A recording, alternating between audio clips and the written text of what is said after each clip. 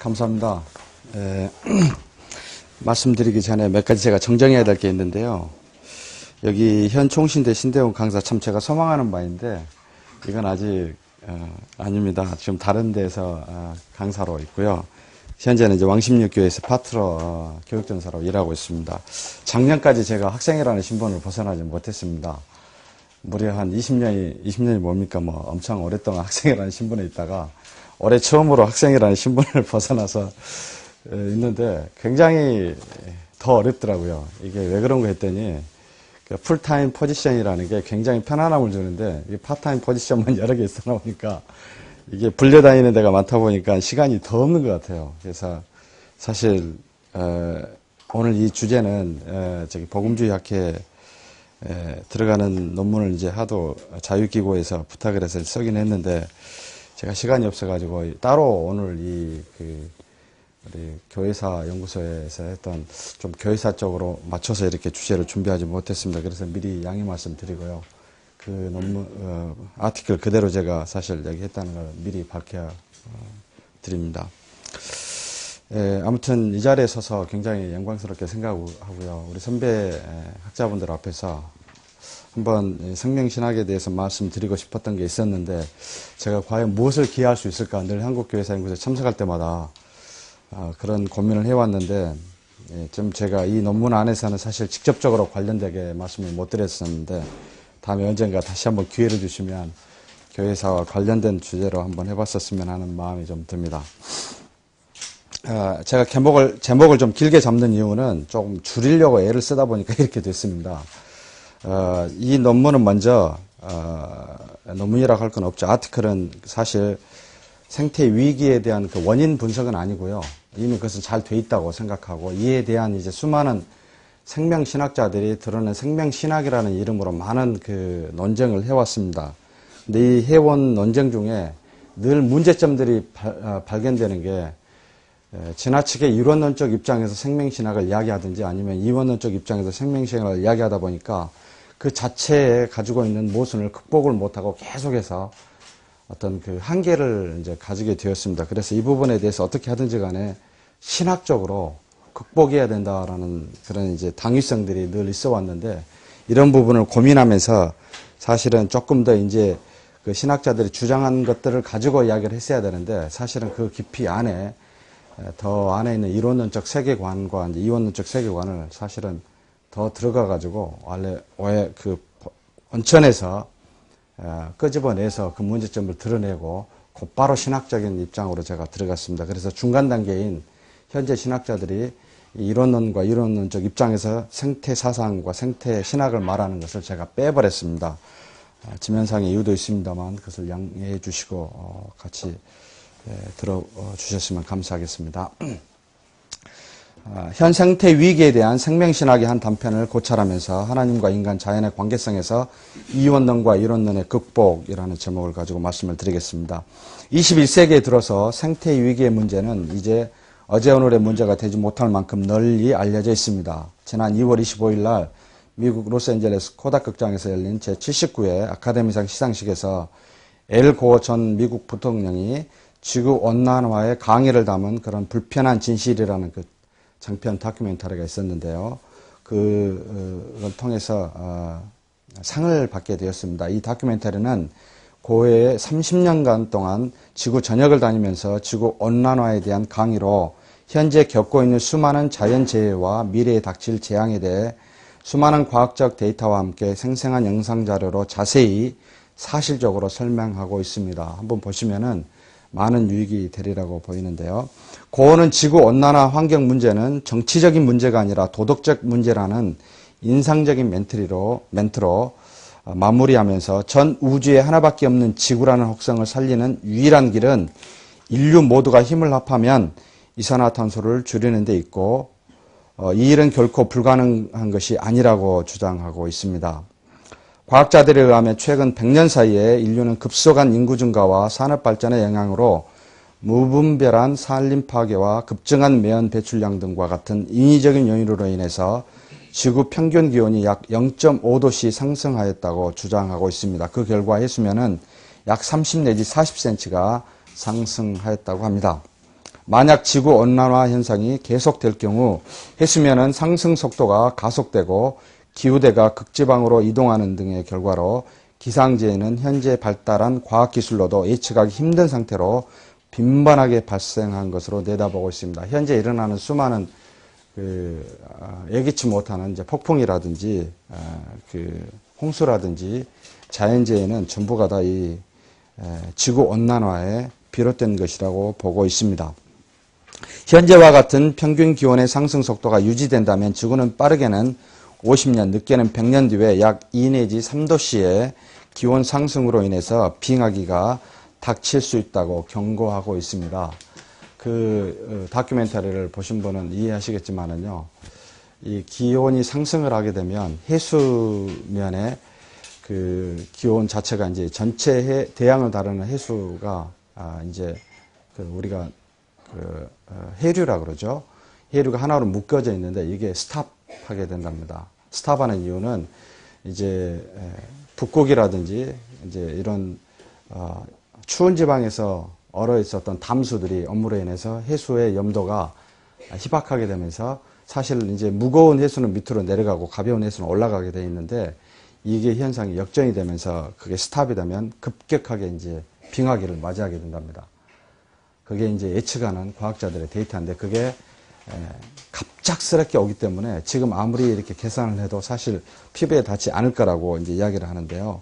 그게 50년에서 100년 사이에 일어날 수 있다라고 현재 경고하고 있습니다. 지구의 종말이라는 것이죠. 결국 인류는 이 상태로 방치한다면 100년 안에 종말의 위기도 맞이할 수 있다는 말입니다. 하나님의 손으로 아니고 우리 사람의 손으로 사실 이제는 지구의 종말을 두 번째 맛볼 수 있는 그런 기회가 왔다는 겁니다. 그러므로 인위적인 요소로 인한 이런 인류의 종말의 위기 앞에서 선택에 따른 정치적 문제로 치부해서는 안 되고 모든 인류가 함께 대처하지 않으면 안 되는 도덕적인 문제로 여겨야 한다고 그거는 주장하고 있습니다. 저도 전적으로 동감합니다. 생태 위기는 더 이상 한 나라, 한 민족, 한 종교 또는 한 지역에 한정된 문제가 아니라 인류 전체의 문제입니다. 황사의 발원지가 중국과 몽골이라 하여 그들만의 문제로 끝나는 것이 아니라 한국과 일본에까지 그 영향이 미치듯이 지구 온난화로 인한 남극과 북극의 빙하가 녹는 것은 지구 전체의 기류와 조류의 막대한 영향과 함께 지구상에 있는 모든 생명체에 큰 위협이 되고 있습니다. 지구 전체의 생태계는 분리될 수 없는 하나로 이루어져 있음은 이제 새로운 사실이 아닙니다. 하지만 우리 인간은 나라와 민족, 종교 또는 정치, 경제, 문화 등으로 분할되어 각자의 입장에 따라 전 인류적인 생태 위기를 대면하고 있다는데 그 문제가 있습니다. 국가적 경제적 이해가 서로 상충되는 만큼 함께 대처하는데 어려움을 가질 수밖에 없다는 말입니다. 한 국가 안에서도 마찬가지입니다. 다양한 경제적 이익단체나 종교적 입장에 따라 대응하는 방식은 서로 일치하지 않을 수밖에 없고 다양한 목소리로 각자의 입장을 대변하고 있는 것이 현실입니다. 정치, 경제, 문화, 종교의 차이를 넘어서 닥친 생태계 위기 앞에 함께 생명운동에 참여할 수 있고 이 운동을 지속적으로 이끌 수 있는 그리고 함께 공유할 수 있는 이론적 대안이 요구되고 있다는 것입니다. 그러니까 여러 사람이 같이 함께 할 수 있는 그런 이론적 대안이 과연 뭔가 국가를 넘어서 민족을 넘어서 종교를 넘어서 과연 이 위기 앞에서 우리 인류가 할 수 있는 일이 무엇인가 학자로서 과연 신학자로서 이런 대안을 낼 수 있는 것이 무엇인가라는 그런 이제 고민이 사실 저한테도 있습니다. 공감하는 위기의식 속에서 국내 다양한 환경 관련 단체들은 1980년대 이후로 각자의 목소리를 내고 있습니다. 각 종교에서도 마찬가지입니다. 한국에서 생명이라는 담론을 널리 보편화시킨 김지하 씨는 동학의 원리를 기반으로 생명운동을 일으켰고 불교에서는 환경운동을 일으킨 법륜스님이 있고요. 그리고 기독교에서는 기독교 환경연대라는 그런 단체를 통해서 다양한 신학자들이 환경운동에 영향을 주고 있습니다. 종교적 배경에 따라 목소리가 생태 위기에 대한 원인 분석과 대처 방안이 다양할 수밖에 없지만 유사한 공통점도 발견된다는 점은 매우 흥미롭습니다. 모든 종교학자나 자연과학자는 생태 위기의 원인이 인간에 있음을 시인하고 있습니다. 즉 끝없이 지구 자원을 소비케 하는 산업주의나 자본주의의 생활 방식 그리고 과학과 기술의 진보에 따른 생태질서의 파괴 행위, 자연을 단순히 인간의 필요를 채우는 종속적 대상으로 여기는 종교 사상적 지배의식 등 근본 원인이 인본주의적 세계관에 있다고 진단하고 있습니다. 이는 곧 인간과 자연의 관계성이 올바른 회복을 통해서만 자연보호 수준의 환경운동이 전 생태계를 살리는 생명운동으로 전개될 수 있음을 의미한 것입니다. 한마디로 자연보호라는 말은 이제 초등학교 학생들이 하는 말이라는 것이죠. 이 정도 가지고는 이제는 사실 의미가 없는 이야기고요. 이제는 깊이 종교 사상적인 입장에서 들어가서 무언가 정말로 이제 여러 사람이 서로 공감할 수 있는 것들이 나와야 된다는 겁니다. 이는 곧 인간과 자연의 관계성이 올바른 회복을 통해서만 자연보호 수준의 환경운동이 전 생태계를 살리는 생명운동으로 전개될 수 있음을 의미한 것입니다. 그래서 생명운동을 하는 모든 종교학자들은 인간과 자연의 올바른 관계성 회복에 관심을 집중하고 있습니다. 공통점은 인간과 자연이 이분법적으로 분리되어 있거나 자연이 인간의 종속관계에 있음을 부정하고 상호 유기적으로 연결된 관계라는 것을 모두 인정하고 있다는 겁니다. 그런데 도대체 이 상호 유기적 연결 관계가 무엇이냐에 따라 각자의 종교적 입장이 사실 다르게 나타나 있습니다. 하지만 인간과 자연의 상호 유기적으로 연결된 관계성에 대한 이해는 각각의 종교적 사상적 배경에서 생명에 대한 인식에 따라 다르게 설명되어지고 있습니다. 필자는 여기서 이 관계성에 대해 이론론적 이해와 이원론적 이해에 대해 살펴보고 이에 대한 대안을 살펴보고자 합니다. 더욱이 한국적 상황을 염두에 두고 한국인의 정신세계를 지배하는 다양한 종교적 사상적 입장을 살펴보면서 서구 철학의 흐름을 간단히 짚어본 다음 마지막으로 신학적 입장에서 생명신학의 한 방향을 제시해보고자 합니다. 저희 한국에서 사실 환경사상은 서구 사람들이 생각할 때는 굉장히 유리하다고 이야기를 합니다.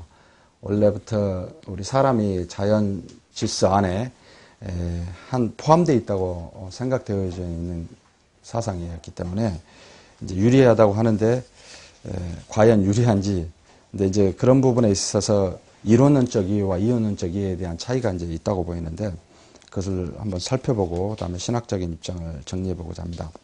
먼저 인간과 자연의 관계성에 대한 이론론적 이해, 먼저 샤머니즘을 살펴보면 무교는 고대 국가인 고조선 이래로 한반도에 존재하였던 종교입니다. 후한서 동이 예전이 아니고 동이 열전입니다. 동이 열전에 보면 부여 고구려에서 있었던 무교 종교의식이 언급되어 있습니다. 하늘이나 신 또는 영에게 제사를 드리는 종교의식을 통해 국가의 대소사를 결정했던 것입니다. 이후 무교는 지금까지 한국인의 종교 정신을 맨 밑바탕에 있는 의식으로 자리 잡고 있습니다. 그러니까 우리 한국인들의 종교 사상 그러면 사실 이제 무라고 이야기를 많이 하는데요. 그 무라는 것은 영의 세계가 존재한다라는 것에 이제 사실 뿌리를 내리고 있습니다. 무교 세계관은 크게 세 가지 특성을 가지고 있는데요. 먼저 영들의 실존한다는 그런 믿음이 있고요. 그 다음에 만물이 조화롭다라는 그런 믿음과 마지막으로 인간의 문제들에 대해 즉각적으로 해결할 수 있다라는 이런 세 가지 어떤 믿음을 가지고 있습니다. 그들은 이 세상에는 다양한 영적인 존재들이 존재한다고 믿고 있고요. 그리고 모든 만물들은 바로 이런 영들에 의해 소유되어져 있다고 생각합니다. 그래서 인간의 모든 세상사는 보이지 않는 영과 연관되어 있을 뿐만 아니라 이 영에 의해 영향을 받는다고 보고 있습니다. 인간의 문제와 한계들을 이 영을 통해 해결받을 수 있다고 믿고 있는 것입니다. 인간의 모든 영역은 이런 영들과 연관되어 있어 영들과의 조화로운 관계를 통해서 문제들을 해결할 수 있으며 모든 인간의 문제들은 바로 이런 영들과의 조화로운 관계가 깨어진 결과로 발생한다고 이해하고 있습니다. 무교의 전형적인 의식, 굿이라고 이야기하죠.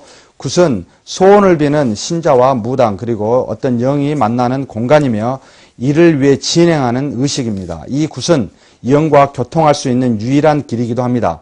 영과 교통할 수 있는 무당은 노래와 춤을 통해 그리고 제물을 바침으로 화가 나 있는 영을 달래고 의뢰자의 문제를 해결해주는 그런 어떤 통로요 그런 의식입니다. 이런 의식을 진행하는 무당은 하늘을 가리키는 위의 일자와 땅을 가리키는 아래의 일자 사이에 연결해주는 기둥 사이, 이게 이제 이 기둥이 우주적 기둥이라고 자기들은 믿고 있는데요. 이 사이에 춤을 추는 사람을 의미하죠. 그래서 한자로 무자가 그런 의미를 내포하고 있습니다. 즉 영과 인간을 연결해주는 사람으로 인식된다는 말입니다. 무당은 굿을 통해 영에 사로잡혀 귀신을 쫓아내기도 하고 영의 지시를 받아 가르침을 주기도 합니다. 즉 굿은 하늘과 땅 또는 영과 인간의 연합을 나타내는 무교의 표현 양식인 것입니다. 그러므로 무당은 영과 인간의 중재자이며 굿은 인간과 영의 조화를 회복하는 의식으로 인식되어 있습니다. 무교는 영과 만물이 떨어질 수 없는 관계성을 갖고 있다고 인식하는 점에서 생태사상을 내포하고 있다고 말할 수 있습니다. 이 세상에는 다양한 영이 존재하고 모든 만물은 영을 소유하고 있다는 인식으로 범신론을 취하고 있지만 모든 물리적인 세계가 바로 이런 영들과 연합하여 서로 연결되어 있다는 사고는 인간의 자연 착취에 대해 어느 정도 막아준다는 점에서 또 자연을 성스럽게 여긴다는 점에서 생태사상을 포함한다고 보고 있습니다. 그리고 영이 물리적인 모든 세계를 점유하고 지배한다는 관점에서 이론론적 관계성을 지향하고 있습니다. 영을 통해 완전히 지배되는 관계가 바로 가장 이상적인 그런 형태로 보는 무교의 세계관은 인간이 가진 합리적인 이성과 자연적인 감정 등 인간의 독립적인 고유 영역이 인정되지 않는다는 그런 문제점을 안고 있습니다. 이론론의 한계성이죠. 늘 이론론은 이제 우리 인간의 고유의 영역이 부각되지 아니하고 무시된다는 점입니다. 다시 말하면 책임 회피가 이제 가능해집니다. 사실 기독교 신앙 안에서도 그런 면이 많이 있죠.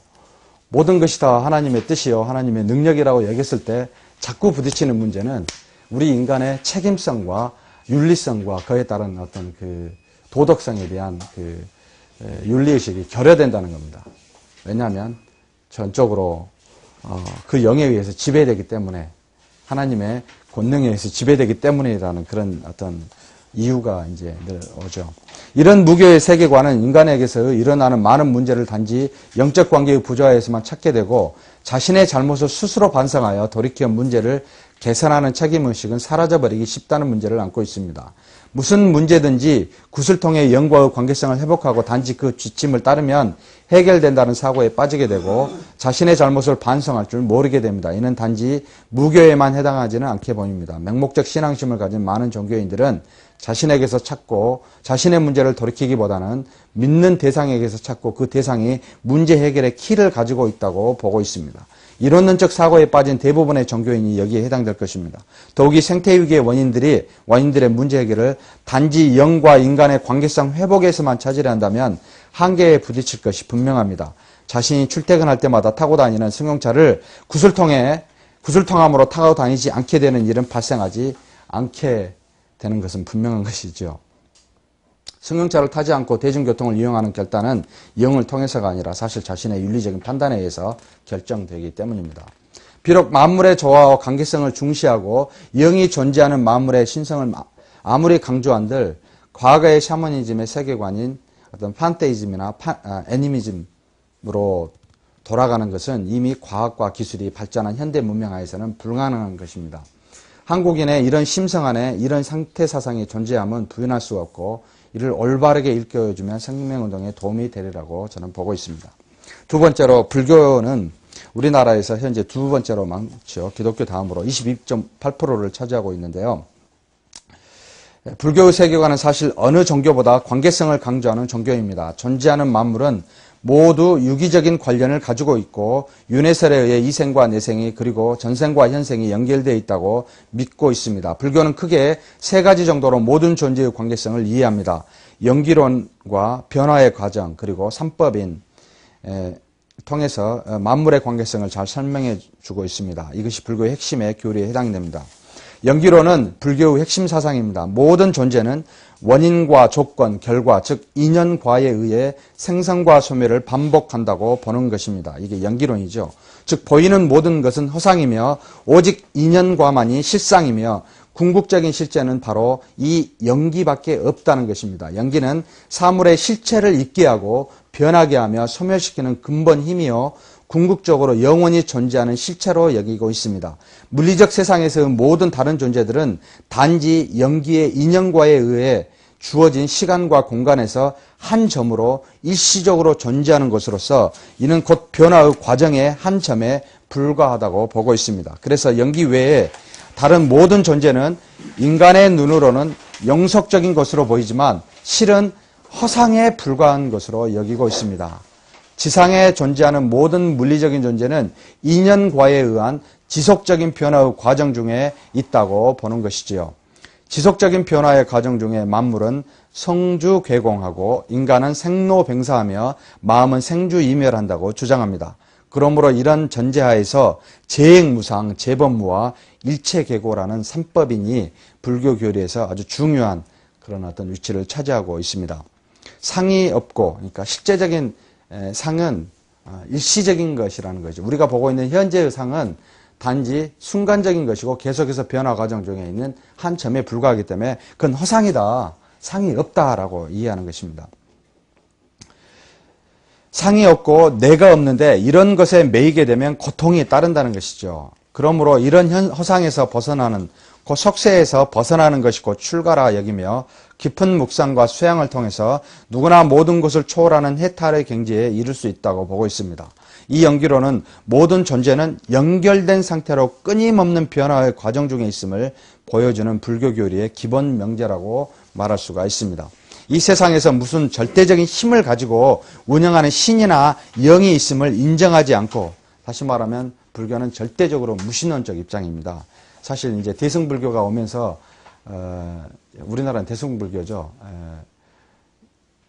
그 부처의 이제 힘, 어떤 그 부처의 신비스러운 능력을 의지하면서 사실 그런 어떤 영적인 신비가 이제 불교 안에 들어왔는데, 그 전에는 원래의 소승불교는 절대적으로 무신론적 입장을 견지하고 있다고 보면 맞지요.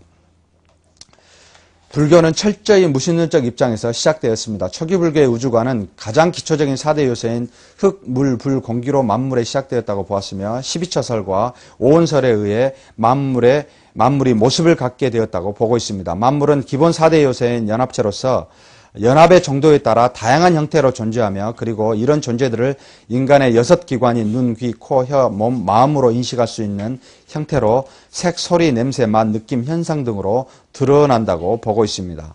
인간은 이런 진화 과정에 가장 높이 있는 존재로 인식하며 육체와 감각, 생각과 행동, 그리고 마음을 갖는 최고의 존재라고 인식합니다. 비록 인간이 가장 복잡하고 최고의 진화적인 물질의 집합체이지만 모든 존재는 결합의 정도에 따라 현상의 차이를 가지고 있을지라도 근본적으로 서로 분리될 수 없는 상호 연결된, 그러니까 연기론으로 연결되어 있는 존재로 여기고 있습니다. 죽거나 없어진 뒤에도 다시 또 다른 연합체로서 형성, 진화될 수 있음을 보여주고 있습니다. 단지 인연과에 의한 연기에 의해 연합의 정도가 결정되고 만물의 형체가 결정된다고 보고 있으며, 그래서 모든 자연현상은 유기적으로 연결된 연합체의 진화 과정으로 여기고 있습니다. 비록 인간은 유기적으로 연결된 연합체의 진화 과정의 최고의 위치에 놓여 있지만 그렇다고 다른 만물들과 구별된 존재로 보지 않습니다. 오직 수양과 깨달음을 통해 해탈의 경지에 이르렀을 때만이 구별된 차원에 이를 수 있다고 보고 있고, 이는 오직 인간만이 가능하다고 여깁니다.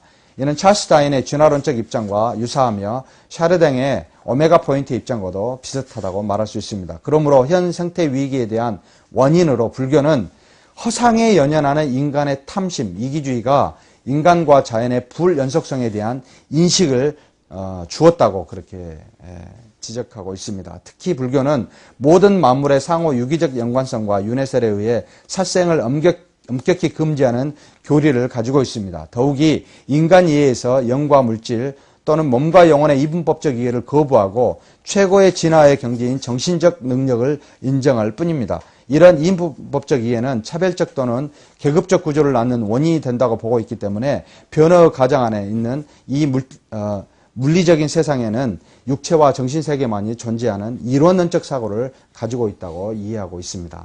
그러니까 영이 없다고 보는 거죠. 전적으로 육체와 정신세계, 정신세계도 육체가 가장 진화된 상태에서만이 인간만이 가지고 있는 세계라고 보고 있는 것이죠. 그러므로 연계에 의해 변화의 과정 중에 있는 이 세계는 하나의 생명 공동체로서 바라보고 있습니다. 이는 만물 개개의 특성과 유일성도 변화의 과정 중에 있는 일시적인 현상으로 보기에 중요하게 고려되지 아니하고 오히려 서로 특성을 가진 다른 산과 물이라 할지라도 서로 유기적으로 연결된 하나임을 강조하여 산이 곧 물이요 물이 곧 산임을 이야기하고 있습니다. 그러니까 이건 연결되어 있는 하나로서 보기 때문에 얼마든지 불교에서는 산이 물이 되고 물이 산이 되고 강이 산이 되는 이런 관점이 가능하다는 겁니다. 그러므로 불교의 하나로 연결된 운명 공동체의 입장에서 자신과 만물을 일치시키므로 타인의 아픔이 또는 생태의 아픔이 곧 내 자신의 아픔으로 이해하게 합니다.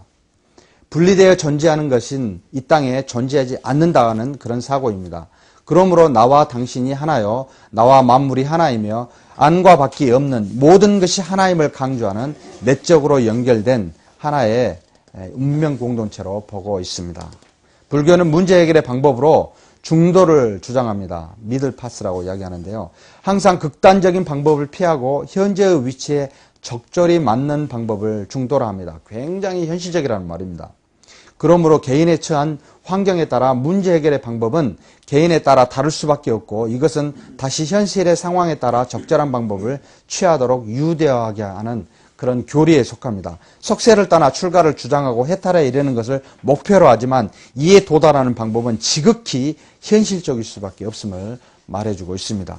이 중도가 해탈이나 득도, 문제 해결의 수단으로 여기지만 개인에 따라 모든 중도의 방법이 다르기에 현실과의 상당한 밀접성을 가지고 있을 수밖에 없습니다. 만물과 하나로 연결된 운명 공동체에서 인간은 만물이 속한 현실과 밀접한 관련을 맺을 수밖에 없고 이 밀접성은 결국 현실의 문제를 극복하기보다는 수용하는 쪽으로, 수용입니다. 수용이 아니고 수용하는 쪽으로 흐르기가 쉽습니다. 만물과 하나라는 전일적 사고는 자신 스스로가 곧 문제가 되고 답이 되며 자신이 곧 악이 되고 선이 되는 그런 이중적 이해가 되고 맙니다.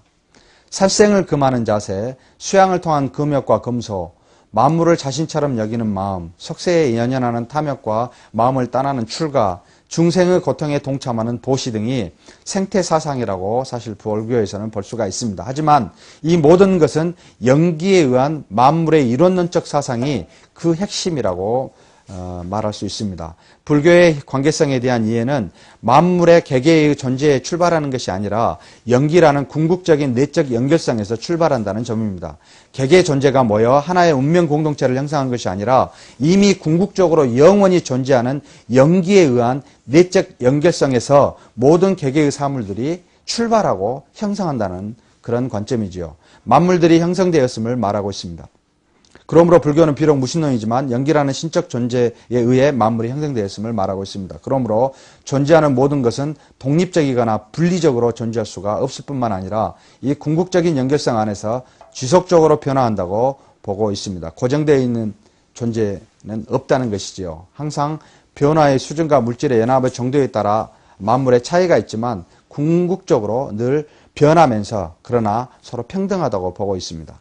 하지만 이런 이해에서 몇 가지 의문이 제기될 수가 있습니다. 먼저 분명한 선과의 악의 기준이 어디에 두느냐입니다. 모든 것이 인연과에 의해 진행되는 변화 과정 중에 있는 인간이 악을 향하는 경우에 이 악에 대한 이해를 어떻게 하냐는 것이에요. 그래서 전생의 업보나 인연과 원인 중에 하나로 볼 경우 당연한 윤리적인 책임의식을 갖기보다는 운명으로 여기기가 쉽게 된다는 것이죠. 또한 분명한 윤리적 표준보다는 상황에 맞는 현실적 대안만을 추구하다 보면 누구에게나 적용되는 선과 악의 절대적 기준이 모호해질 수밖에 없습니다.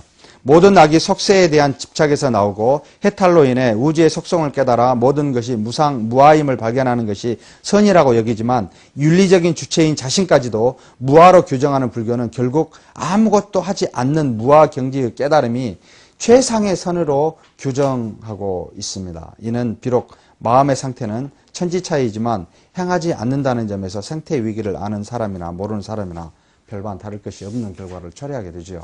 사실 득도가 모든 것이 선이라고 이야기할 경우는 인간으로서 사실 할 일이 많이 없어진다는 것입니다. 다음 세 번째로 이제 왜 동학을 선택을 했냐면요. 우리 한국 사상 중에 이제 김지아 씨가 워낙에 그 생명 사상을 많이 해가지고 그리고 이 민중신학이나 이쪽에서도 이제 동학 사상을 많이 끌어들여서 사실 현대 생태 사상을 하고 있는 많은 분들이 동학에 기반을 두고 있습니다. 한국에서. 그래서 제가 일부러 다른 유교나 도교보다는 동학을 끄집어냈습니다. 한국의 근대 종교로 동학은 유명합니다. 1860년대 최저에 설립되어 1894년에 반외세와 반귀족 가치로 평등주의를 외치며 일어난 동학혁명에서 절정을 이루었지만 1895년 약 40만 명의 동학 농민들이 일제에 의해 희생당한 뒤로 동학은 쇠퇴하였습니다. 하지만 동학의 정신은 구 현대 독재에 대항하는 민중운동의 중요한 기반으로 자리 잡게 되었습니다. 동학의 핵심 사상은 인내천 사상입니다. 당시 귀족주의의 계급사회에서 사람이 곧 하늘임을 강조하며 인간의 존엄성을 주장하는 것은 놀라운 일이었습니다. 더욱이 하늘과 같은 모든 인간은 평등하다는 점을 강조하는 것입니다. 이 평등론은 단지 인간에게만 해당하는 것이 아니라 모든 만물과도 평등하다고 이대교주 최시영이 확대 강조하여서 이루어졌습니다. 그래서 직위 이론에 의한 우주론과 동기일체와 천지부모일체라는 사회론은 이 평등론을 뒷받침하고 있습니다. 만물은 한 몸에서 유래하였고 그리고 이 한 몸으로 돌아가며 어머니와 아버지만이 부모가 아니라 하늘과 땅도 역시 우리의 부모라고 역설하고 있습니다. 인간과 모든 만물은 바로 하늘과 땅 때문에 존재할 수 있다고 보았기 때문입니다. 인간과 모든 만물 안에 존재한다는 하늘님의 사상도 또한 동학의 중요한 원리 중에 하나입니다. 동학 내의 이런 사상들은 우주 내의 존재 중에 어떤 계급적 구조에 의해 차별될 수 있는 존재가 없다라고 사실 주장하고 있습니다. 당시의 시대상을 그대로 반영한 것이죠. 모든 것이 평등하다라는 게 동학의 사상입니다. 만물은 인간의 유익을 위해 착취나 정벌의 대상이 아니며 인간처럼 존경할 대상으로 여기고 있다는 말입니다.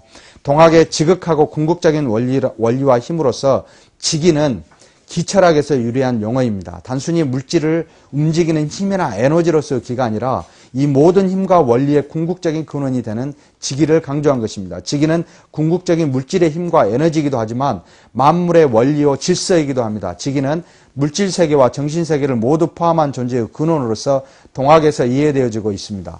모든 만물은 이 직위에서 비롯되었으며 모든 만물은 이 직위를 소유하고 있다고 믿고 있습니다. 그래서 모든 존재의 근원적인 속성이 되는 직위는 내유 신령과 내적으로 영을 소유하고 있고 외유 기화, 외적으로는 형상을 가지고 있는 그런 존재라고 보고 있습니다. 그리고 일세지인 각지불이자야라는 말은 이미 내적으로 연결되어 있는 관계성에서 사람이 마음대로 움직이거나 행동할 수 없음을 알라고 지적한 것입니다. 다 연결되어 있다는 것이죠. 모든 만물은 각자 이런 직위의 원리와 힘에 의해 외적으로는 형상이 결정이 되고 내적으로는 영을 소유하게 된다는 것입니다. 그리고 이 모든 존재는 바로 이런 직위를 다 소유하고 있어 함부로 대해서는 안 된다라는 그런 어떤 생각을 하고 있습니다. 이런 직위의 힘과 원리를 깨닫고 하늘 힘으로 직위가 사실은 이론적 근거라면 하늘 힘은 의인화한 겁니다. 직위를 동학에서. 그러니까 종교성을 이제 학문성에서 종교성으로 넘어가는 과정이죠. 동학이 종교성으로 넘어갈 때 드디어 하늘 힘을 이야기하게 됩니다. 의인화시킨 것이죠. 이게 바로 최재우가 했던 것인데요. 이론적으로 직위이지만 종교적으로 의연화된 모습이 곧 동학의 하늘님입니다. 만물의 근원인 하늘의 거룩한 존재가 만물 안에 있어 이 하늘님을 모시고 사는 인간을 포함한 모든 만물을 거룩하고 존귀하다는 것입니다. 이것이 곧 시천주요 인내천 사상의 핵심입니다. 이를 깨닫고 자신 속에 만물 속에 있는 천주를 받들어 모시는 일과 존재하는 모든 마음을 심지어 쌀 한 톨, 풀 한 포기까지 존엄성을 깨닫고 이해하는 삶이 중요하다고 가르칩니다.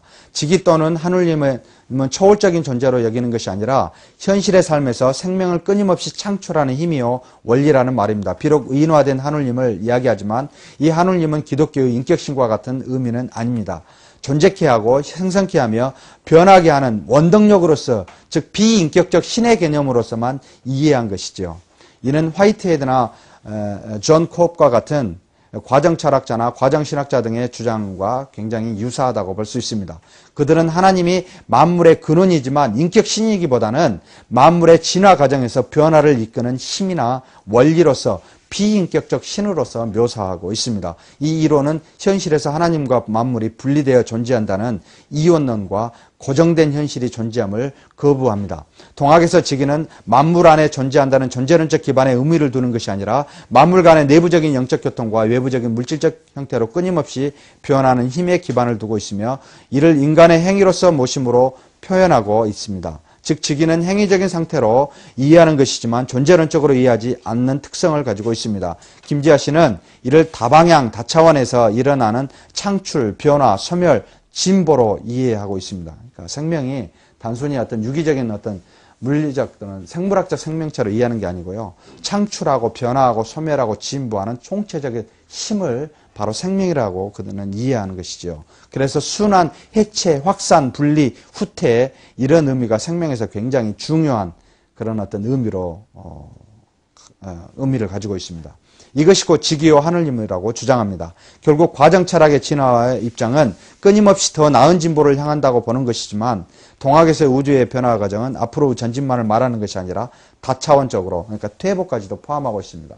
그러니까 서양에서 진보 이야기하면 일직선상을 이야기하고 더 나은 방향으로 한 곳을 향해 간다고 보지만 동양에서의 진보 이야기할 때는 그게 아니고 퇴보도 포함된다고 보는 것이죠. 이게 상당히 이제 진화의 차이, 이해에 대한 차이를 갖고 있습니다. 동학은 영과 물질이 직위에 의해 분리될 수 없는 이론론적으로 이해하고 있습니다. 영과 물질은 단지 직위의 다른 형태로 존재하는 모습입니다. 영은 외적 형상을 끊임없이 일으키게 하는 힘이요. 형상은 영의 결과로 이해함으로써 범신론적 견해를 내포하고 있습니다. 더욱이 무생물을 포함한 모든 존재가 하느님을 모시고 있음을 생태적 범신론으로 적으로 취하고 있습니다. 개개 자체의 생명의 특성을 중시하기보다는 전일적인 생명의 예로 각 개체를 파악하고 있습니다. 즉 인간과 모든 만물의 관계성은 전일적인 생명의 개념 안에서 이해되며 직이나 하느님의 힘이나 원리에 의해 개체의 특성이 드러나긴 하지만 이 드러난 현상은 단지 내부 개체의 독립성과 유일성을 인정하지만 직위의 내적임은 영만이 진정한 주체인 것입니다. 하지만 이 영이 비인격체적 힘이나 원리이기에 의지나 뜻을 따라 행하는 인격적 존재로 보지 않습니다. 이 비인격체적 힘과 원리는 존재 간의 상호 보완과 조화의 방향으로 그 역동성이 흐르고 있다고 보고 있습니다. 굉장히 중요한 그러니까 진화를 변화를 어떻게 하냐라고 볼 때는 상호 보완, 조화라는 이 두 가지의 개념을 굉장히 중요시 여긴다는 것이죠. 동양 사상에서 늘 뭐 상호 조화 이 표현을 잘 쓴 이유들이 다 사실은 우리 동양적 사상에 다 포함되어 있었던 것이죠. 그러므로 동학에서의 가르침은 인간에게는 남녀노소와 신분에 따른 차이가 없을 뿐만 아니라 만물 또한 하느님을 모시고 있는 존재로 인간과 동일한 위치에 두고 존중해야 하는 윤리관을 가지고 있습니다. 생명윤리의 가치로서는 만물과 조화로운 삶을 강조한다는 점에서 그런 어떤 의미가 있습니다. 인간을 포함한 모든 만물이 변화 과정 중에 있어 이 과정을 총체적으로 생명으로 이해하며 이 과정을 왜곡 또는 방해하는 것을 죽음으로 보고 있습니다. 그러므로 자연적인 죽음은 생명의 한 부분이라고 보고 있기 때문에 이건 죽음이라고 이해하지 않고 오히려 생명이라고 이해를 하죠. 이 자연적 흐름이나 과정에서 왜곡하거나 이탈하는 것을 죽음이라고 보고 있습니다. 이 과정을 왜곡 또는 방해하는 것을 죽음으로 보고 있습니다. 그러므로 자연적인 죽음은 생명의 한 부분이며 이 자연적인 흐름으로 과정에서 왜곡하거나 이탈하는 것을 죽음으로 봅니다. 인간의 본질은 근본적으로 만물과 차이가 없지만 단지 이런 우주적 거대한 흐름을 자각할 수 있는 능력이 있는 존재로 이해합니다. 그리고 이 우주적인 생명의 가장 분명한 형태를 가진 존재가 인간의 모습으로 간주합니다. 그러므로 인간은 전일적인 우주적 생명 공동체의 일원으로서 이런 우주적 생명의 흐름에 참여할 윤리적 책임과 의무가 다른 어떤 존재보다 있다고 봅니다. 이런 윤리적 행위가 곧 모심이라고 동학에서는 말하고 있습니다. 총체적인 생명의 흐름에 순응하고 이 이치를 깨뜨리는 행위를 금하는 것이 곧 모심입니다. 그러니까 모든 우주의 원리를 그대로 받아들이고 수용한다. 자연적인 흐름에 따라 순응함에 산다라는 의미가 바로 모심이라는 것이죠. 하지만 동학에서 이런 생명의 흐름에 반하는 생태계의 파괴 행위가 어디에서 비롯된 것인지는 정확히 설명하고 있지 않습니다. 전 우주가 지계의 원리와 하느님의 이치에 따라 생명의 거대한 흐름 안에서 운행되고 있는데 이에 역행하는 죽음의 일이 발생하는 것에 대해 이해가 분명치 않다는 것입니다. 물론 동학이 생긴 19세기 말에는 지금과 같은 생태계 위기가 없어 이에 대한 심각한 고민이 부족할 수도 있을 것입니다. 하지만 근본적으로 인간과 자연의 관계를 이론론적이나 전일적으로 바라보는 입장에서 항상 이 문제는 피할 수가 없는 듯이 보입니다. 만물의 이치에 역행하는 인간의 존재를 만물의 생명 공동체에서 벗어날 수 없는 한 이론으로 인식하고 강조하다 보니까 정작 이런 역행하고 있는 원인에 대해 분명한 답을 제시해 주지 못하는 실정입니다. 대부분이 동양사상의 우주관은 이런 이론론적 이해를 가지고 있다고 해도 과언이 아닙니다. 무교, 불교, 동학뿐만 아니라 도교와 유교도 마찬가지입니다. 농경문화에서 출발한 대부분의 종교들은 자연과 밀접한 연관을 가지고 있었고 인간의 항상 자연의 일부분이라고 사고하였습니다. 하늘과 땅의 이치에 맞는 우주관과 윤리관이 형성될 수밖에 없었다는 것입니다. 자연을 초월할 수 있는 존재로 인간을 본다는 것은 거의 불가능하였다는 것이죠. 이 이론론적 사고는 단지 동양에만 해당하는 것은 아닙니다. 아메리카 원주민인 인디언들도 그들의 문화와 종교에서도 그리고 아프리카의 원주민들의 문화와 종교에서도 얼마든지 이와 같은 현상은 발견할 수가 있습니다. 많은 생태 사상들이 이런 지역의 사상적 배경을 바탕으로 주장하는 것을 우리는 현재 쉽게 발견할 수가 있습니다. 인간이 자연의 만물처럼 낮아지든지 아니면 반대로 자연을 인간의 위치로 높이든지 하여 자연과 인간의 관계가 분리될 수 없는 동등한 관계로 인식하고 자연과 인간이 전일적 또는 이론론적으로 그들은 주장하고 있습니다. 이런 주장을 하는 서양의 대표적인 학자 중 하나는 미국의 원자 물리학자의 카프라일 것입니다. 그는 영과 육체를 분리해서 생각하는 데카르트 철학이나 우주를 기계론적 입장에서로 바라보는 뉴턴의 근대 물리학의 개념들의 한계성을 지적하고 동양의 종교적 전통과 불확정성 이론이나 양자 이론과 같은 현대 물리학에서 새로운 대안을 찾아야 한다고 주장합니다. 그래서 그는 유기적, 전일적, 이론적인 우주관을 주장하면서 우주의 근본적인 연합을 말하고 있습니다. 이런 관점에서 그는 기계론적, 분리적, 원자론적 접근들을 통한 사물의 분석 방법을 지향하고 총체적인 사고 또는 생태적 사고를 통해 만물을 보아야 한다고 주장합니다. 그러므로 카프라는 이런 전일론적 이해는 결국 공동체, 네트워크, 총체 그리고 그물망과 같은 개념들이 핵심을 이루게 되고 부각이 되고 있습니다. 이는 앤 나시 같은 딥 이콜로지스트의 주장과도 크게 다르지가 않습니다. 모든 만물의 영적 일체성과 연합성을 강조하다 보니까 범신론적 또는 범죄신론적 경향을 피하기 어렵게 되어버립니다. 하지만 전인적 관점은 각 개체의 주체성과 공간성 그리고 인간 정체성에 대한 개인적 요소들이 부정되는 결과를 갖게 되고 만다는데 그 문제점이 있습니다. 그리고 인간과 다른 존재들 간의 진정한 차이점들이 왜곡되거나 간과하는 문제를 갖게 되고 우주 만물들의 각각의 특별한 다양성과 유일성들이 소홀하게 된다는 문제들을 안고 있습니다. 이런 주장들은 결과적으로 사람들로 하여금 지구의 특별한 지역이나 개체들을 사랑하고 보호하도록 유도하는 데 실패하게 만들기가 쉽습니다. 그리고 개인적인 유일성과 특별성들을 쉽게 무시하게 되어버리고 맙니다. 이런 신뢰는 국제증시나 다국적 기업, 현재 자유무역주의자들에게서 쉽게 찾아볼 수가 있습니다. 그들은 지역적, 인종, 문화, 경제 등의 특성을 무시하는 그런 하나의 경제, 하나의 지구를 표방하고 있습니다. 각 지역의 특정한 고유의 문화들은 파괴되어 가고 전일적인 문화, 즉 아메리칸 문화들이 파고들고 있는 것이죠. 전일적 사고는 각 개체의 타고난 존엄성과 유일성을 고려하고 존경하는 데 실패를 가져다주는 위험을 안고 있다고 보입니다. 그리고 또한 인간의 능력과 윤리적 책임성도 약화 내지는 회피되는 그런 결과도 함께 안고 있다는 문제를 갖고 있습니다. 여기까지가 이론론적 이해고요. 이원론적 이해는 대부분 이제 서구 사상, 서구 철학에서 우리가 찾아볼 수가 있습니다. 자, 인간과 자연의 관계성에 대한 이원론적 이해를 보도록 하겠습니다. 자연과 인간의 관계성에서 인간의 이원론적 태도는 사실 오늘 많은 신학자들이나 환경학자들에게 비판의 대상이 되고 있습니다. 현 생태 위기를 가져다주는 근본 위기는 자연에 대한 인간의 이원론적 사고에서 기인한다고 보고 있기 때문입니다. 자연은 인간과는 철저히 다른 존재로 여기고 자연을 물질화하여 얼마든지 인간의 유익을 위해 사용될 수 있는 존재로 여겼기 때문입니다. 이 이원론은 인간 중심적 세계관과 우주를 유기적 세계관이 아닌 기계론적 세계관으로 이해하게 만든 주 원인이라고 보고 있습니다. 기독교 세계관 비판으로 유명해진 역사신학자 린 화이트도 생태위기의 뿌리가 이원론적 사고와 자연정복적 태도에 있다고 지적하고 있습니다. 물론 그녀의 비판은 일견 인정해야 될 부분이 있긴 하지만은 서구의 이원론적 철학과 기독교를 동일시하여 기독교 세계관의 전체가 문제 있는 것처럼 지적하는 것은 사실 많은 어떤 문제를 안고 있고 현재 그런 비판을 받고 있습니다. 서구 철학에 의해 영향을 받은 서구 기독교가 기독교 전체를 대변할 수 없을 뿐만 아니라 오히려 기독교 정통 사상에 근거한 세계관과 시대의 산물인 철학적 사고를 분리하여 문제점을 지적하는 바른 방법을 택해야 된다고 보고 있습니다. 어찌하든 이원론은 생태사상의 주적임은 틀림없어 보입니다. 자, 그 원인에 대해서 잠깐 살펴보도록 하겠습니다.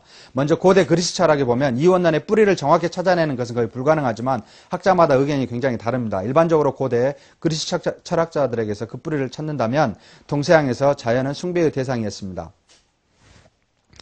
이 숭배의 대상이 사고의 대상으로 바뀐 것은 고대 그리스 철학자 탈레스 BC 624년경이죠. 부터라고 보고 있습니다. 당시의 철학자들은 만물의 근원을 물, 불, 공기, 흙으로 이해하였고 우주의 원리를 탐구하였습니다. 그리고 우주는 이제 물질로 인식하면서 점차 그 근원을 규명하고 그래서 원리나 법칙을 발견하는 시도가 끊임없이 이루어지게 됩니다.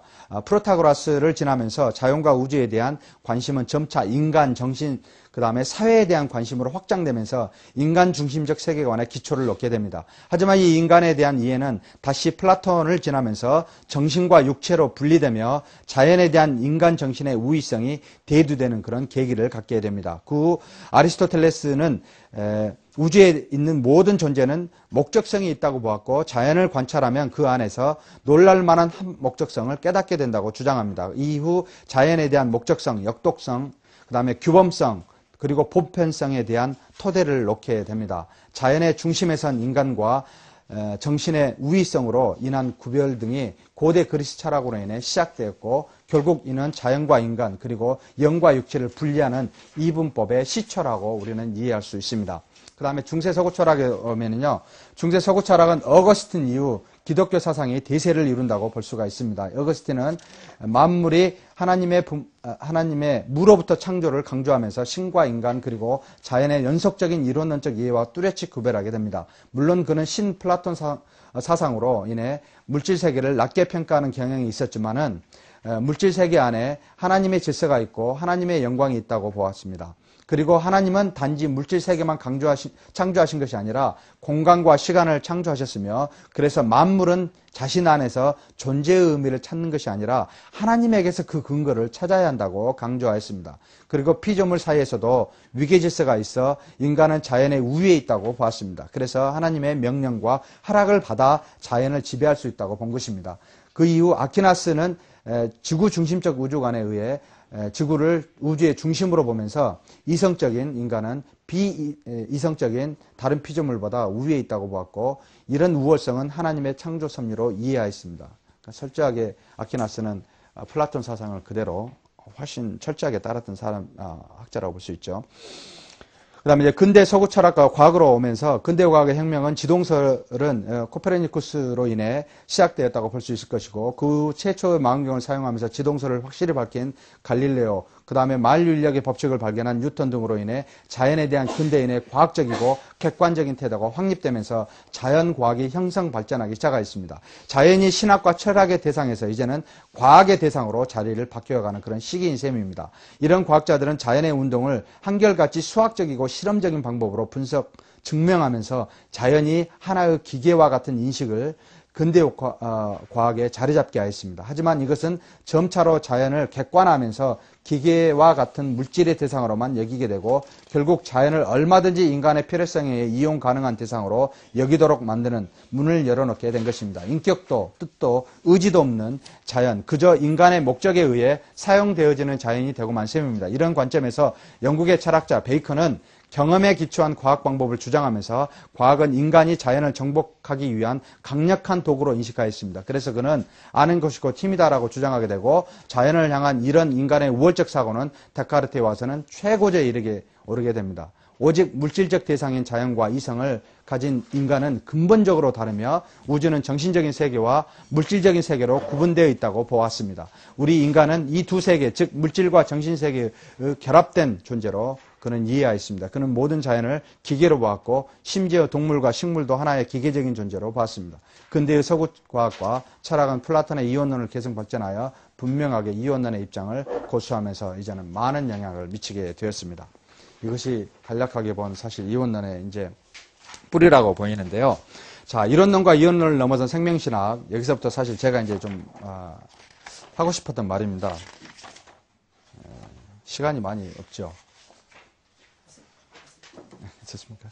예, 모든 존재들에 대한 관계성 이해가 생명신학의 핵심적 요소 중 하나임을 의심할 여지가 없습니다. 많은 신학자들은 자신들의 종교적, 철학적, 윤리적 관점들의 이 관계성에 대해 논하고 있습니다. 인간 중심적 관점을 넘어서기 위해 많은 신학자들도 신 중심적 또는 생태 중심적 관점에서 생태 신학에 접근하고 있습니다. 현재 저희들이 이제 여러분들께서 생명 신학이라고 이제 대체적으로 접하는 책들은 이 두 가지 범주 안에 속해 있습니다. 그러니까 신 중심적 세계관에 의해서 이원론이나 이론론을 극복해야 된다라고 말하든지 아니면 생태 중심적 관점에서 이야기하든지. 하지만 대부분의 생명신학자들은 인간 중심적 접근에서 벗어나기 위해 인간과 자연과의 관계성을 연구하면서 이론론적 문제점에 빠진 범신론이라는 비난과 함께 인간의 특수한 윤리적 대안을 간과하게 되거나 이와는 반대로 이론론적 위험인 범신론을 피하기 위해 인간의 존재와 윤리적인 능력에만 바탕을 둔 이원론적 접근에도 지나치게 인간의 역량만을 의존하는 근본주의적 사고에 빠질 수 있는 그런 경험을 하게 됩니다. 그러므로 이론론적 접근과 이원론적 접근의 위험을 넘어선 생명신학이 절실히 요구된다 하겠습니다. 중세의 유명한 성 프란시스는 사실 자연중심적 세계관을 가지고 있었습니다. 모든 피조물이 창조에 의해 동등하며 자연 자체가 신의 창조의 일부로서 각각 자기 고유의 목적을 가지고 있다고 보았습니다. 그래서 모든 피조물을 인간과 동등한 자격으로 형제와 자매로称하였으며 하나님께 나아가는 공동 예배자로 그는 여겼습니다. 불행히도 그는 자연주의자나 신비자로 여겨지고 말아 그 전통은 개성되지 못해버리고 말았습니다. 카버 유는 동서양의 철학을 비교하면서 서양 철학을 존재에 근거한 개인주의적 세계관이 특징이라고 그는 말하고 있습니다. 동양의 세계관은 관계에 근거한 공동체적 입장을 가지고 있다라고 그는 주장합니다. 그는 서구 철학의 전통을 거슬러 올라가면서 현재의 이원론적 사고와 개인주의적 성향은 바로 존재에만 근거하는 철학의 방법과 전통에서 유리한다고 보고 있습니다. 그래서 개인의 정체성은 존재를 바탕으로 하는 특성 등이 강조되었고 연합 또는 조화보다는 다양성과 유일성 또는 개별성이 훨씬 강조되는 세계관을 갖게 된다고 주장합니다. 이 관점에서 윤리적 고찰도 개인의 자질에 바탕을 둔 책임과 의무가 강조되고 행동의 책임과 결과를 개인에게 돌릴 수 있는 윤리관을 갖게 됩니다. 이런 관점에서 서구의 많은 윤리학자들은 생태 위기를 향한 인간의 책임론을 제기하곤 합니다. 물론 생태계의 위기가 인위적 결과에 의한 것임을 자각하는 것이기도 합니다. 하지만 근원적으로 다른 생태계의 존재들은 윤리적 능력을 갖지 못하는 대상임을 알기 때문이기도 하죠. 오직 인간만이 윤리적 책임성을 갖고 있는 유일한 존재라고 보고 있습니다. 이론론적 사고에서는 반대로 인간 개개인의 능력과 책임성에 대한 이해가 항상 제약이 되었고 악의 근원적 뿌리도 불분명하였던 반면에 이원론적 세계관은 비록 인간과 자연 사이의 계급적 구조로 인해 인간이 자연을 쉽게 착취할 수 있도록 만들었을지라도 윤리적 관점에서 인간의 행위와 능력 그리고 책임이 전적으로 인간 자신에게 근거한다는 그런 이해로 모든 윤리적 책임이 곧 인간에게 있다고 그렇게 이해시키는 그런 장점을 가지고 있다는 것이죠. 인간은 만물과 같다와 인간은 만물과 서로 다르다 해서 이런 동서양의 관점이 두 강에 서로 나란히 흐르고 있다는 것입니다. 생태 위기를 극복하기 위한 우리의 자세는 어때야 할까? 동서를 가로지르는 강을 연결한 다리는 과연 없는 것일까? 더욱이 이에 따른 바른 신학적 견해는 없는 것일까? 본인은 이런 문제의식을 안고 다음과 같은 생명신학의 한 단편을 제시하고자 합니다. 먼저 만물의 근원적 속성으로서 하나님, 인간 그리고 자연의 삼위적 관계성 이 안에서 모든 것을 이해해야 한다는 것이죠. 동서양의 종교와 사상에 따라 이해가 다르긴 하지만 일반적으로 초자연적인 존재와 인간 자연에 대한 관계성이 어떠냐에 따라 우주관과 가치관이 달라질 을 알 수가 있습니다. 또 이 우주관과 가치관에 따라 인간과 자연에 대한 이해도 달라집니다. 하지만 많은 생태 사상들이 나오지만 이론론이나 이원론에 매몰되어 항상 무언가 부족함을 느끼게 만듭니다. 본인은 이를 바로 하나님과 인간 그리고 삼위적 관계성에서 극복할 수 있다고 믿습니다. 이 삼위적 관계성이란 무엇인가? 아래에 간단한 도표를 보시면 이해할 수 있는데요. 이론론적 관점은 하나님, 인간, 자연을 늘 동일하게 또는 합하게 또는 거기서 분리될 수 없는 관계로 이해를 하고 있습니다. 그리고 이제 이원론적 관점은 하나님, 인간, 자연을 사실 존재론적 입장에서 먼저 시작해서 나중에 관계를 이해해서 그 관계가 무엇이냐를 이렇게 구별해가는 방법론입니다. 그래서 나름대로 각자의 책임성이나 윤리성이 강조되는 그런 문제를 안고 있게 되지요. 삼위론적 관계성은 사실 하나님, 인간, 자연의 입장이 분리되어 있으면서도 공동체로 뭔가 나눠질 수 없는 관계를 동시에 포함하고 있다라는 그런 도식적인 것을 이제 관념적 이해를 도식으로 보여주고 있습니다. 위 그림들은 하나님과 인간, 자연에 대한 관계성 이해가 어떤 것인지 보여주는 개념적인 구조를 말하고 있습니다. 분별이 거의 불가능한 이론론적 관점과 공통된 분모는 없이 개별성과 독특성만이 강조되는 이원론적 사고와 그리고 공통적인 분모와 함께 서로 다른 유일성을 갖고 공존하는 삼위론적 입장이 있습니다. 하나님은 초월적인 속성과 내재적 속성이 동시에 존재하면서 내재적인 상태로 피조 세계에 임재하고 있으며 인간과 자연 만물은 하나님의 내재적인 임재 안에서는 초월적인 하나님을 알고 만날 수 있지만 순수 물질적 개별적 특성을 가지고 있다는 것입니다. 이것을 가장 분명하게 잘 보여주고 있는 것이 곧 그리스도 예수라는 것입니다.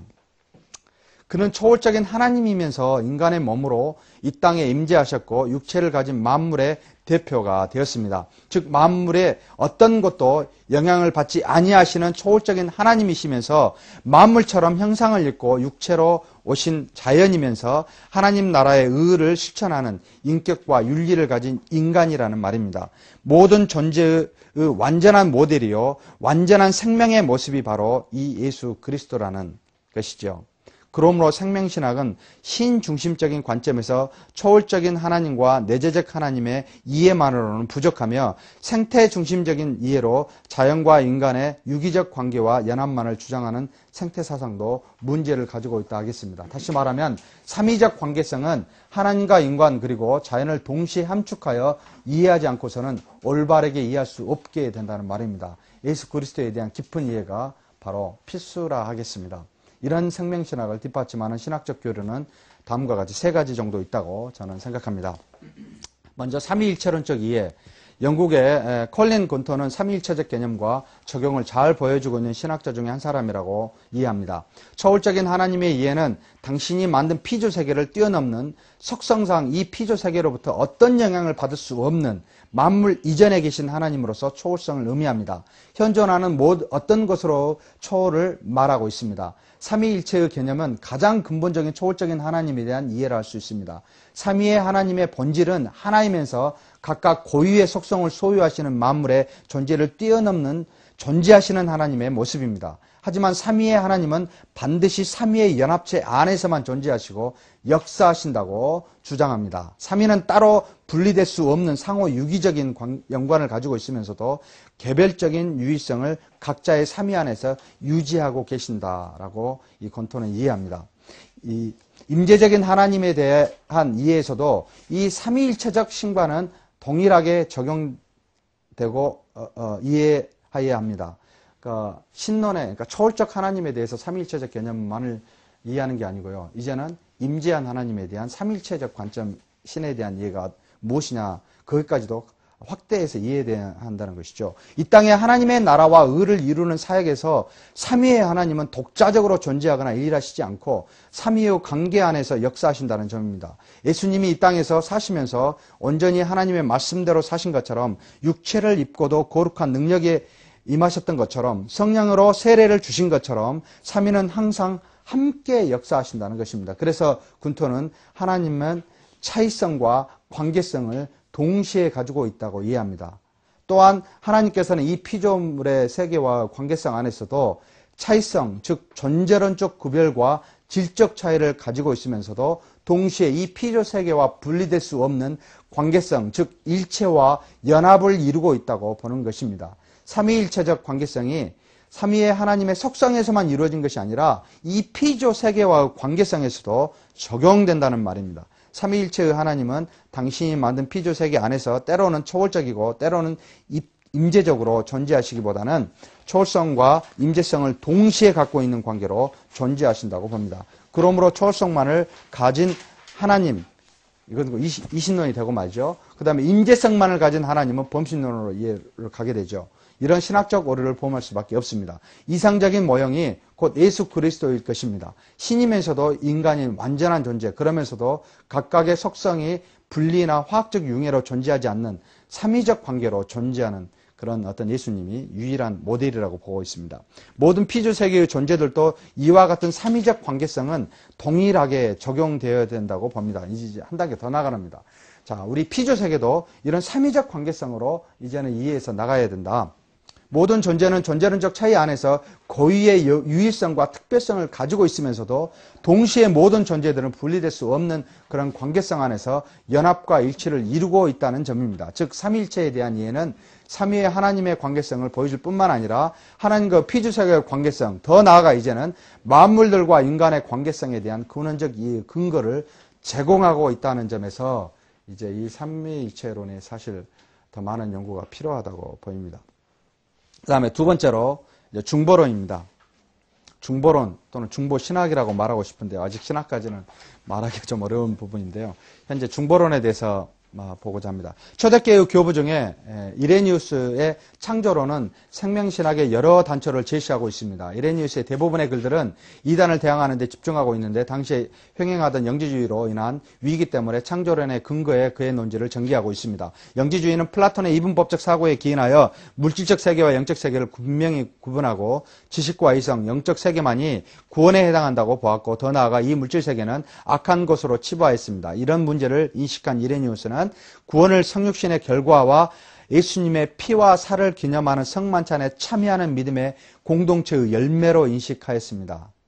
즉 구원을 그리스도의 몸과 피를 상징하는 성육신과 성만찬의 참여로 이해하였던 것이죠. 이레니우스는 하나님에 의해 창조된 모든 피조물은 선하다는 그런 확신을 가지고 있었습니다. 그는 말하기를 하나님은 영적인 것에는 영적이고 보이지 않는 속성을, 그리고 거룩한 것에는 거룩한 속성을, 천사들에게는 천사의 속성을, 동물들에게는 그런 동물적 속성 등을 이렇게 말하면서 간단히 말하면 그들에게 부여된 생명의 특성에 따라 적절한 속성을 부여해야 했다라고 그는 지적하고 있습니다. 다시 말하면 본래의 모든 피조물은 선한 존재로 이해하고 있다는 말입니다. 선한 존재로 하나님이 창조했다는 말입니다.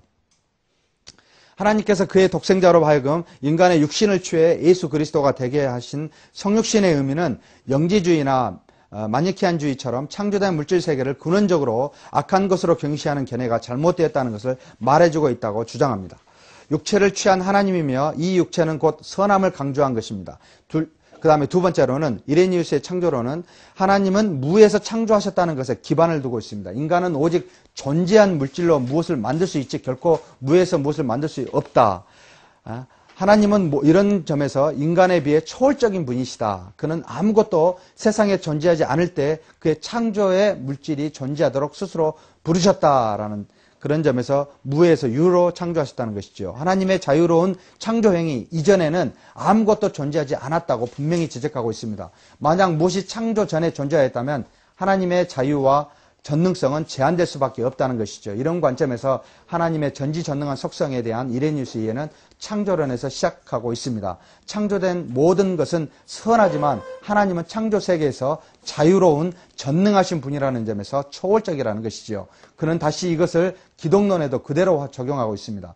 예수님의 성육신, 생명, 죽음, 부활에서 전지전능성을 이해하고 있습니다. 즉 몸을 입고 계시면서도 성육신과 부활의 사건은 하나님의 전능성과 자유를 그대로 함축하고 있다는 그런 의미입니다. 비록 육체를 가지고는 있지만 전능하시다는 말이죠. 마지막으로 이레니우스는 창조를 삼위일체적 관점으로 이해한다는 점입니다. 그는 이런 삼위일체의 구조에서 중보신학을 발전시키고 있습니다. 즉 그는 종종 말하기를 하나님은 당신의 두 손, 즉 아들과 성령에 의해 피조세계를 창조하셨다고 봅니다. 이것은 창조주 하나님이 아닌 피조세계에 관여하실 때는 반드시 중보자이신 성령과 그리스도를 통해 함께 역사하신다는 점입니다.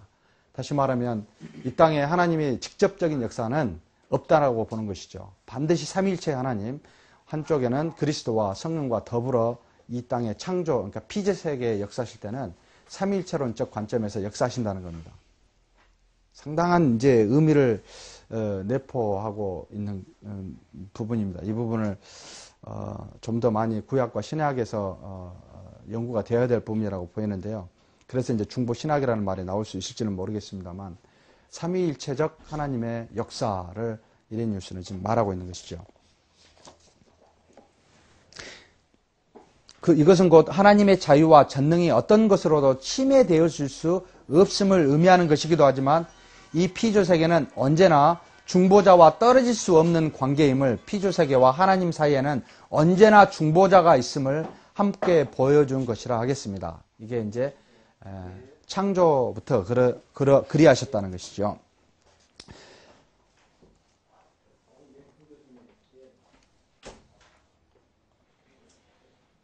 이 중보론적 관점에서 하나님은 하나님의 초월적 속성에 침해되지 않지만 그렇다고 피조세계와 분리되어 존재한 것도 아님을, 하나님과 세상 사이에는 항상 중보자 삼일체이신 그리스도와 성령이 존재함을 지적하면서 말해주고 있습니다. 영과 물질로 이분법적으로 나누는 헬라 철학의 모순을 중보론 또는 중보신학을 통해 극복하고 있는 것입니다. 이런 의미에서 중보자의 이해는 생명신학에서 매우 중요한 위치를 차지하고 있다고 보고 있습니다. 그 다음에 세 번째로 우주론적 기독론. 기독론은 역사적으로 인간 중심적 이해를 통해 인간의 죄 사함을 받는 구원으로만, 더 나아가 인간 개개인의 영원 구원으로만 이해하는 왜곡된 그런 경향이 있어 왔습니다. 그래서 그리스도의 의의 전가가 오직 인간에게만 해당되고 더욱 영혼에만 해당되는 그런 기독론의 이해가 있어서 더욱더 그 기독론이 협소해지는 경향을 가져왔습니다. 이 기독론은 구약에서 신약으로, 또 초대교회에서 중세교회, 그리고 현대에 이르는 역사적 흐름 안에서 이해하여 왔습니다. 이 역사는 물론 인간의 역사이기도 합니다. 하지만 우주를 역사적 관점에서 뿐만 아니라 공간적 관점에서도 이해되어지고 해석되어져야 한다고 봅니다. 그러니까 구원론의 역사가, 구원론의 이해가 시간적, 역사적 관점으로 늘 이해할 때는 사실 우리 인간의 역사로밖에 이제 이해되지 않는데, 우주적 관점, 그러니까 공간적 관점으로 이게 넓혀져야 된다고 이제 보는 것이지요. 구원의 역사가 단지 인간에게만 해당된 것이 아니라 우주 만물, 즉 하나님이 만드신 모든 피조 세계를 포함하는 공간적인 역사도 기독론의 범주이며 여기에 포함되어야 한다고 보고 있습니다. 예수 그리스도의 속죄는 인간의 죄뿐만 아니라 이 땅에 내려진 하나님의 저주도 모두 속량한 사건이기 때문입니다. 시간과 바로 공간을, 그러니까 역사적 또는 공간적 이런 것을 포함한 우주론적 기독론이 더욱 강조되어야 한다고 봅니다. 예수 그리스도는 하나님과 인간 그리고 자연의 삼위론적 관계성을 가장 잘 대변하고 있다고 필자는 앞서 말한 바 있습니다. 예수 그리스도가 하나님과 인간, 자연의 대표성을 가지고 있는, 그래서 하늘과 땅에 있는 모든 존재를 한 몸으로 연합하여 하나가 되게 한 상징적이고 실체적인 모습임을 말한 것입니다. 예수님을 보면 하나님과 인간, 자연, 모든 존재의 모습이 보이고 우주에서 가장 이상적인 형태라고, 관계라고 말할 수 있습니다. 그는 모든 인류의 죄를 속죄하고 만인을 구원하시고 만물의 저주를 속량하기 위해 이 땅에 왔지만 그는 또한 만물이 엿떠야 함을 상징적으로 보여준 것이기도 합니다.